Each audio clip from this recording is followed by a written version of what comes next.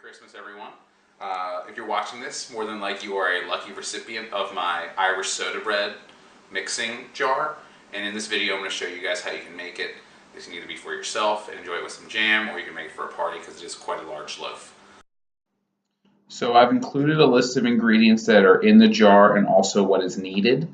Now, in the buttermilk, I call for 1 2/3 cups, but you may use closer to 1 1/2 cups. The first thing you're going to want to do is take the contents of your jar. Yours probably look more like this than like this. And you're going to empty it into a large mixing bowl. All the dry ingredients are already in here. What you're just going to want to do is take some kind of spoon or some kind of mixing thing to make sure it's thoroughly mixed. The soda bicarbonate was at the top, so you want to make sure that's really incorporated through the entire dry ingredients before we start mixing in the wet ingredients. When you're mixing this, maybe if you have someone in the house, you can get them to set your oven to 200 degrees Celsius, or I think it's like 395 Fahrenheit. And you do not want your fan on for this one, no convection fan. So once it's all thoroughly incorporated, you'll see all the ingredients are mixed well in here.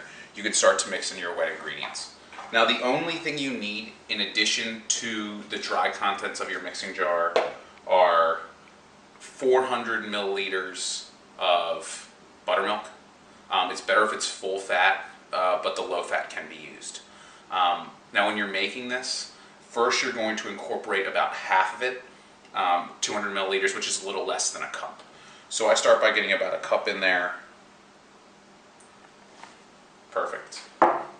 And just start to mix it in. Now you can use your hands. Eventually I will get my hands in here, but the goal is to get all of the flour incorporated into the buttermilk. It's really helpful if your buttermilk is very cold. You want your buttermilk to be super, super cold. The reason is this is a fast bread, so it requires no proofing whatsoever. Once everything's been mixed, you can put it right into the oven. The reason why that is the buttermilk and the sodium bicarbonate act as a leavening agent. So there's no yeast in this bread. All it is just those two ingredients that cause the rise. But because of this, you really need to be careful with how quickly you do this. You want to do this as quickly as possible because it will start to rise very, very quickly. And we're going to slowly start to incorporate the rest of our buttermilk into this. Soon I'll be able to get my hands in here. Now, the recipe calls for I think it's 1 2/3 cups plus or minus, if we're thinking in American measurements. You might not have to use all of that. Sometimes I'll use 1 1/2 cups, but 1 1/2 to 2/3 cups works very well. So in total, just so you have this for your recipe, you should be using between 1 1/2 cups and 1 2/3 cups of the buttermilk. Like I said, sometimes, depending upon what kind of flour you use, it will require a little bit more buttermilk. And you can see as I'm starting to incorporate this, I want all of my flour to be incorporated. You can see that there's still some dry bits in there. I'm almost getting there. And everyone's favorite part. Getting the hands in. Alright.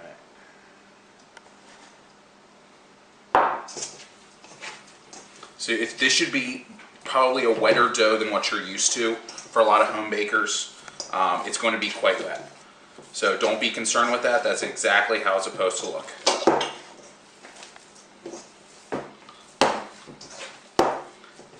You can even start to see, at this point you can see the dough will actually start to appear bigger and bigger as you incorporate it.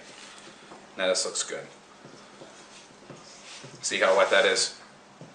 That wet is perfectly fine. Do not be concerned with that at all. So this really kind of sums up part 1 of the video, is actually making the dough. Next I'm going to show you guys how to get it onto a baking tray and form it properly, and then we're going to get it into the oven and know when it's finished. Alright, so now remember, this bread does not require any resting time whatsoever. In fact, the faster you move with it, the better. So we have our dough rocking and rolling. You can already start to see minutes after it's been mixed, it's starting to rise, so we want to start moving quickly. The next phase after mixing your dough is getting your dough into the shape that you would like.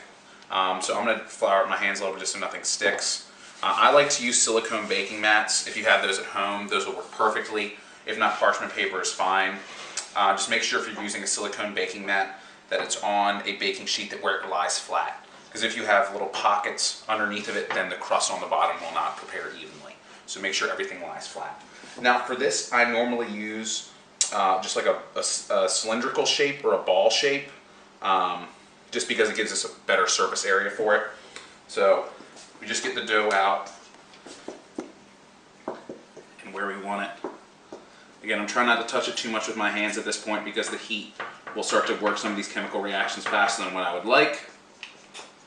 There we go. Get my hands a little floury just so we don't get any more sticking. Again, very simple cylindrical shape will do. Nothing fancy. Rustic loaves are in right now. And I tend to flatten it out. Once you kind of get in a ball shape, flatten it just a wee bit on the top. And you'll notice it should move like that. That's good. We want it to be able to have a little bit of jiggle to it. I'm going to put a little flour on it just on the top for it. So again, don't spend so much time forming this. It really doesn't matter. It'll rise pretty evenly. You just want it a little flat on the top. So we're going to get a nice shot of that. Now, forming the dough for this one isn't as important as with other loaves, but is really important is scoring it. Now you want to take a very, very sharp knife. It's going to be a paring knife, chef's knife, but you want to make sure that it's really, really sharp. As sharp as it can be, because again, you don't really want to be spending a whole bunch of time working your dough. Now these cuts you want to be relatively deep, and what we're doing is we're going to quarter it. So it's going to look like, now I tend to do it a little bit off center. I think it just looks prettier. And what this does is this gives a place for the oxygen in the dough to come out. So we're kind of controlling the rise. And this can be deeper than most times when you score a loaf. But again, we're just quartering it. What this is going to do is it's going to cause it to rise up, and the oxygen is going to all come out of the middle. So you have that really nice shape that we like to see, especially in an Irish soda bread. We have our ovens preheating. Again, 395. 400 is fine. And we're going to bake this for about 30 minutes. I'll show you guys once my oven's preheated, us sliding it in, and then we're also going to take it out so you can see what it looks like when it's finished. If you haven't realized for this bread already, this is a really nice one to do with children, just because when people make breads, kids can sometimes lose interest very quickly. And this requires no proofing whatsoever. It doesn't require first proof, it doesn't require shape, it doesn't require second proof. Realistically, you can have this bread mixed and in the oven and completed in a little under an hour. So it's something you can do with the kids prior to dinner, and they can see a loaf of bread come out with dinner, and again, they can call it their own. This is a really versatile recipe. I'll make sure I'll put a link in the bio with the actual ingredients in the dry stuff, so if you want to make it again. Just as a kind of quick summary, the only thing you need, 1 2/3 cups buttermilk. You probably won't need, in fact, you can see I didn't really use 1 2/3 cup. Again, it just kind of depends upon your flour. Another summary note, don't handle the dough very much, work quickly, score the top. Other things you can do with this bread is you can mix in things like chopped currants. If you want like a sweeter version that's very authentic Irish, you can mix in things like raisins.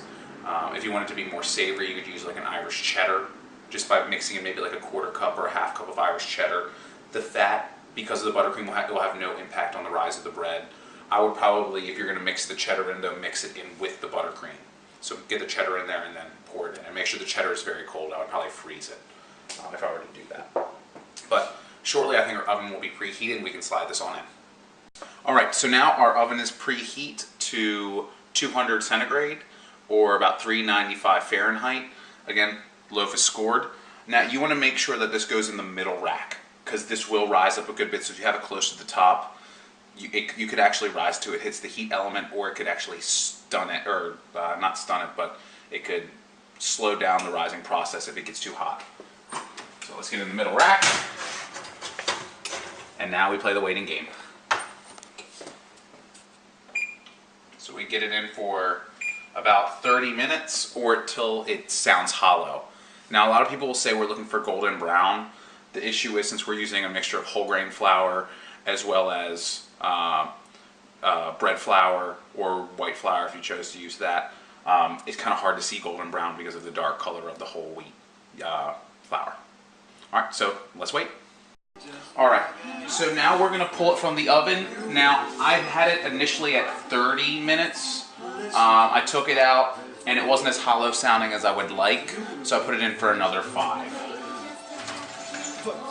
Now this looks much better.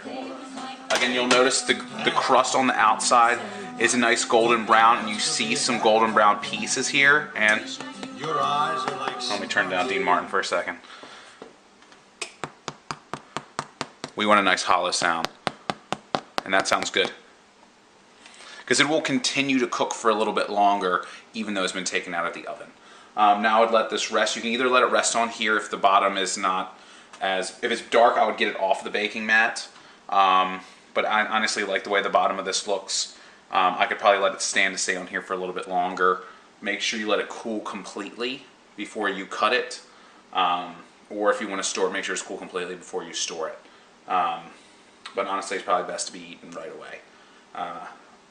You can let it rest on a baking mat again, or you can let it rest on a cooling rack. You'll notice this one really kind of grew outward, not as much upward, which is perfectly fine, but you can still clearly see the score in it, which is really what we were looking for.